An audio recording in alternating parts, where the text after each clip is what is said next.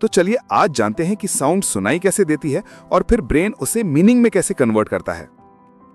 जब कोई बोलता है तो उसकी आवाज से हवा के पार्टिकल्स में मूवमेंट होती है और उस हवा में छोटे छोटे प्रेशर चेंजेस बनते हैं।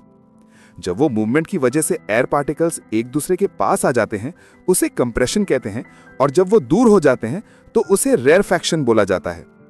ये कंप्रेशंस और रेयरफैक्शंस एक पैटर्न बना के आगे ट्रैवल करते हैं, बिल्कुल वैसे ही जैसे पानी में पत्थर गिरता है तो वेव्स बाहर की तरफ फैलती हैं। इंपॉर्टेंट बात यह है कि एयर के पार्टिकल्स खुद दूर तक नहीं जाते, बल्कि वाइब्रेशन की एनर्जी के थ्रू एक पार्टिकल से दूसरे तक पास होती हैं। इसी मूविंग वाइब्रेशन को हम साउंड वेव कहते हैं, जो इवेंचुअली हमारे कान तक पहुंचकर आवाज बन जाती है। साउंड वेव्स जब हवा में ट्रैवल करते हुए हमारे आउटर ईयर तक पहुंचते हैं तो सबसे पहले वो पिन्ना से टकराती हैं। पिन्ना हमारे ईयर का बाहर निकला हुआ शेप और एक हाईली डिजाइंड स्ट्रक्चर होता है। उसकी कर्वेचर, रिजेस और एंगल्स इस तरह इवॉल्व हुए होते हैं कि वो साउंड वेव्स को डायरेक्शन के हिसाब से अलग अलग तरह से बेंड कर सके। अगर साउंड ऊपर से आए तो पिन्ना उसे एक स्पेसिफिक एंगल से रिफ्लेक्ट करता है, अगर पीछे से आए तो उसका पैटर्न थोड़ा और चेंज हो जाता है।